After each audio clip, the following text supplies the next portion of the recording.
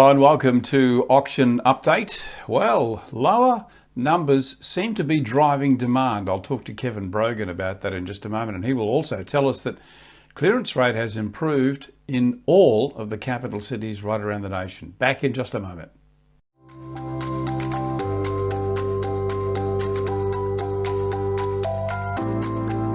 In today's market, great ideas alone simply aren't enough, but innovative execution can hand you a real competitive advantage.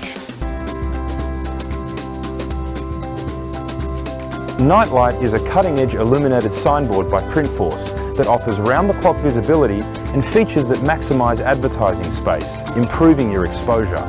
Buyers can now see the full picture day or night with Nightlight's edge-to-edge illuminated surface, which utilises environmentally friendly, scratch-resistant technology. Now available in 6x4 and 8x4. Nightlight is as versatile as you need to be in today's market. Let your clients know you're working day and night for them, and then prove it with Nightlight.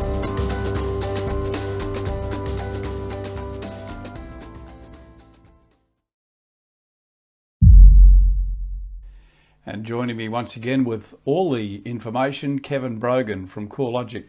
Kevin, welcome to the show. Good to be talking to you again. And you, Kevin. Thank you for the invitation. Okay, let's bring up the preliminary clearance rates firstly. And as I said, up right across the nation on this time last year, which is quite remarkable. 77% preliminary clearance rate, Kevin. Yeah, look, that's a really high result, driven, as you can see, by Sydney. Last week we were talking about how clearance rates had maybe just shaded back a little.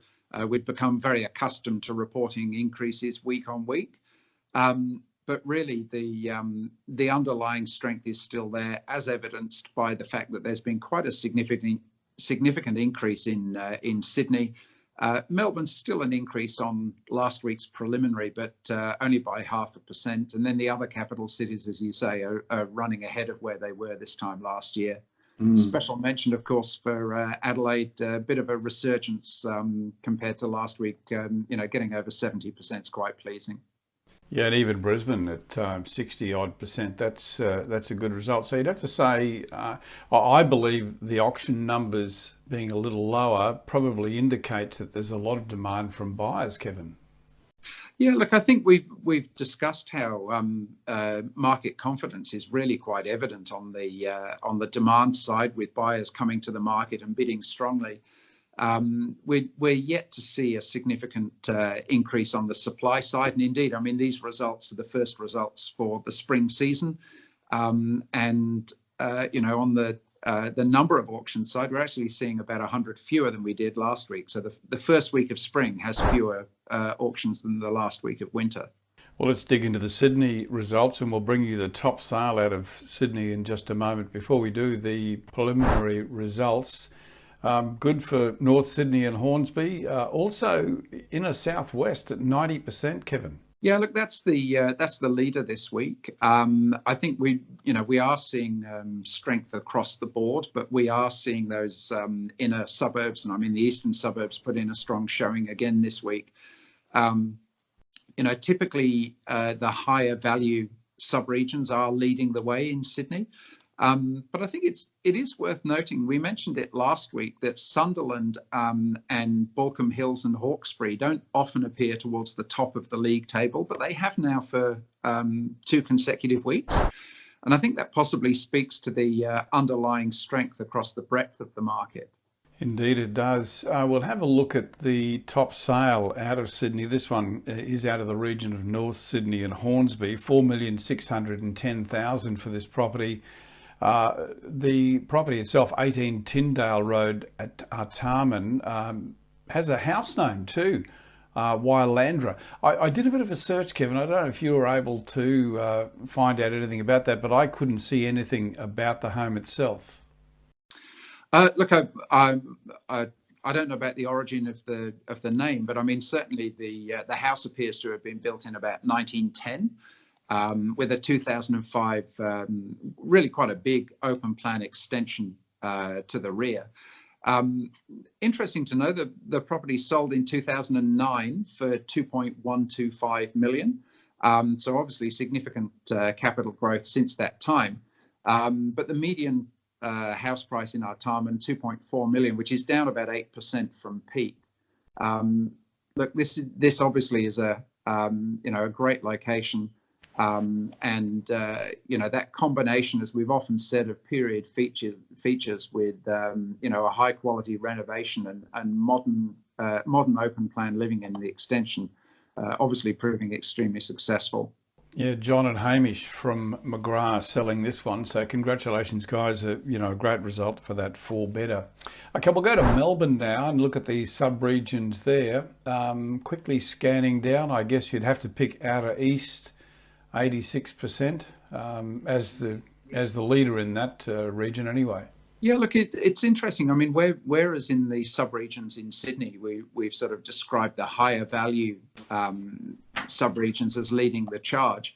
The Outer East is quite a large area, fairly diverse, but the median sale price over this last weekend was in the mid 800,000. So, I mean, whilst that's still relatively high, it's not the highest sort of prestige areas that you've seen leading the charge in Sydney, for example. The inner region bringing us our top sale. We'll just go to that one. This one sold by Marshall White, 4,700,000 for the property at 11 Kent Court, Toorak. Fiona Council and Justin Long selling this 3-bedder. Good result. Tell me about Toorak. What's the median there, Kevin? Oh, look, the median house price in Toorak's about 3.1 million. So I think most of our viewers who are not Melburnians will have heard of Toorak and associate it with high quality, highly desirable, expensive houses. It's interesting though, at 3.1 million, that is still quite a significant decrease in the median price, almost 30% down from 2018. This property really has sold on its location. I mean, it's been really well maintained. But it's a 1960s single-story dwelling. It's located Toorak, about 8 kilometres southeast of Melbourne. As we said, highly desirable. This is a really quite a large block for the location, 622 square metres. A large dwelling in an original location. In original condition. It's been it is definitely also in its original location, Kevin. You were right. Absolutely right.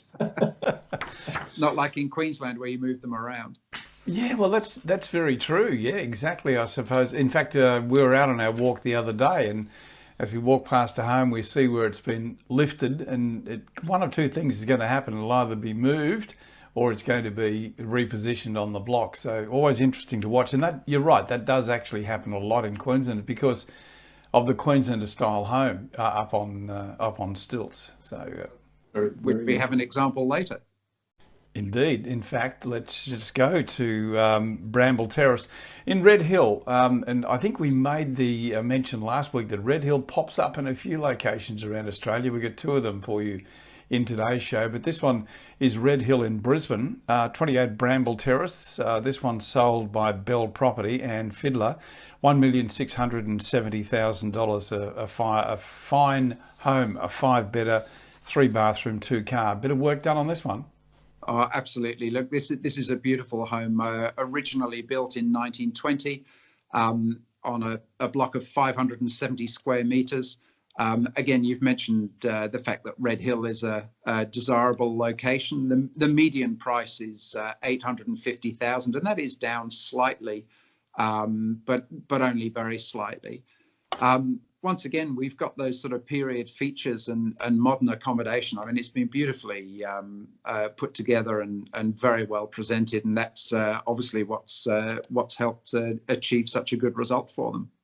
We are a little bit later in the show going to show you our worm, the rolling 4-week average, and we'll make the point there. You might be surprised to see how high it's climbing as it continues its climb. We're going to come back in just a moment. We'll take you to South Australia, the ACT and WA, and tell you about the top sales that have occurred there in the last 7 days. All of this information, of course, coming with the compliments of CoreLogic. Kevin Brogan and I will be back in just one moment. Did you know you can save up to 70% on your staff costs by outsourcing the low-value, repeatable tasks so your team can focus on growing your business? Beepo is an outsourcing provider focused on the real estate industry. With an English-speaking, tertiary qualified and fully trained team in the Philippines, Beepo will give your business the boost it needs to start growing and returning value to you. For more information, visit beepo.com.au. Welcome back to the show as we take you to South Australia. We'll have a look at our top sale out of South Australia from Royston Park. This one sold after auction. I did talk to the agent, Sally Cameron, Kevin, and Sally was telling me that this one sold a matter of minutes after the auction closed down. It was passed into the highest bidder at $1,600,000, then achieved another $60,000 to take it up to $1,662,000. Pantoop selling this one, as I said, Sally Cameron and a four better. This was according to Sally, very good competition for this property as well, Kevin. Oh, look, as well they might. I mean, when you look at the when you look at the property, as we've often reported out of Adelaide, I mean, you've got that combination again of period features. This is a freestone Tudor style bungalow from the 1930s, and as we've indicated before, those period features hold a certain charm, and the street appeal of this property is absolutely phenomenal. And then out the back, you've got this enormous extension, providing all of the modern open plan living that you'd be after. It's only 3 kilometres northeast of Adelaide. I mean, it's in Royston Park's a relatively small suburb, fairly close to St. Peter's, characterised by sort of wide but fairly quiet leafy streets, highly desirable. And as you say, I mean, this one, fairly competitive bidding, but the agent doing very well there just to get that little bit extra. Absolutely. Okay, we'll take you to the ACT now. And our top sale there being achieved by Heyman Partners, $1,400,000 for the property at 4 Arnhem Place in Red Hill. There goes the second Red Hill for this show. 3 bedroom, 2 bathroom, $1,400,000, as I said, Kevin. Yes, so anyone who watched last week's will see that Red Hill in the ACT also provided the highest sale, so that clearly shows that this is a highly desirable location. It's only about 3 kilometres south of Parliament House, beg your pardon, 5 kilometres south of Parliament House. But this is a property that's on about 1,000 square metres, and being sort of that close in, it's highly desirable location, but also the size of the block is it's enormous, really. The property's got an original facade, so I'd say its street appeal is sort of nowhere near what we saw with the South Australian property, but nonetheless it has been renovated inside to a modern standard. Last sold in 2011 for 1.15 million. So you can see there's a little bit of growth there. What year was that? 2011, was it? 2011. So it's quite an extended period, 8 years, but it's obviously increased in value, 300,000. Interesting to see that the suburb, though, the median is 1.45 million, and that's actually 27% higher than it was in 2015. So, that combination of good land size, proximity to the centre of Canberra is really working for that location. Absolutely, yeah, definitely. And the fact that we've recorded, as you pointed out, 2 sales, the top sales out of the ACT there in the last couple of weeks. Let's take you to our final location. That's WA. Harcourt's selling this property at 74 Murray Road, Bicton, $1,340,000. Donna Whitehead selling this 4 better, $1,340,000. What's the median in Bicton, Kevin? Look, sorry, I just quickly have to look at that. The median price is actually 690,000. 960,000. That's all right. And it's actually been fairly resilient in the context of the Perth market. So Perth has seen quite consistently falling values since about 2015. And in fact, the median price in Bicton has actually gone up by about 3% this year.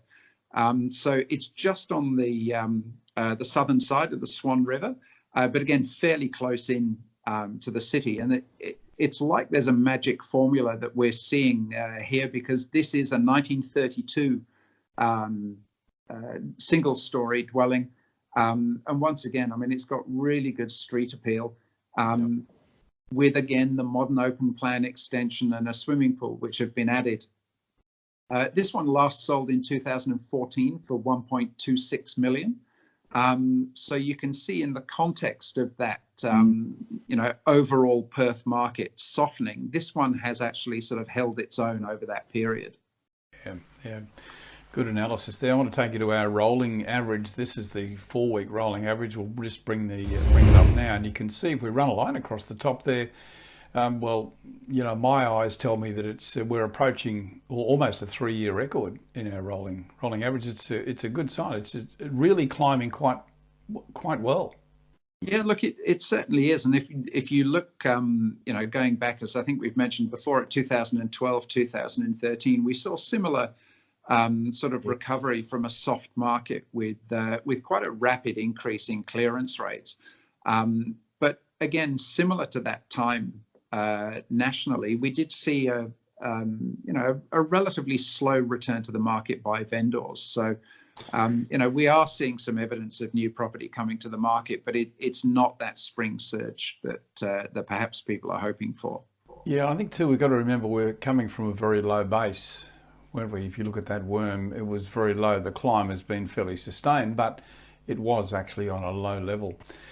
Kevin, just before we go, a quick summary on our stats again. These are preliminary, of course. We're looking at a weighted average of 77%, 66.7 out of Canberra, 42.9 out of Perth, 76.2 out of Adelaide, 60.3 out of Brisbane, 76.6 out of Melbourne, and 83.1% out of Sydney. Kevin, the final word. What are we going to be saying on Friday, do you think? Will we be over 70?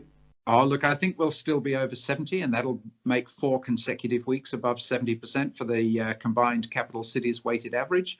We will see a little bit of trending down. I suspect Sydney will come in a shade under 80%, but probably on a par with Melbourne, I would expect. Okay. And the intel on auction numbers for this weekend, are they showing any kind of a lift? They're showing a very slight lift. I think probably it's not going to be materially different. So between 1,500 and 1,600 auctions, I would expect. Okay. Well, we'll give you the full wrap on Friday. We'll give you the final numbers when Kevin Brogan from CoreLogic comes back and joins us then. I'm Kevin Turner. Thanks for being with us, and we look forward to seeing you along with Kevin Brogan on Friday. Thanks, Kevin. Talk to you then. Thanks a lot, Kevin.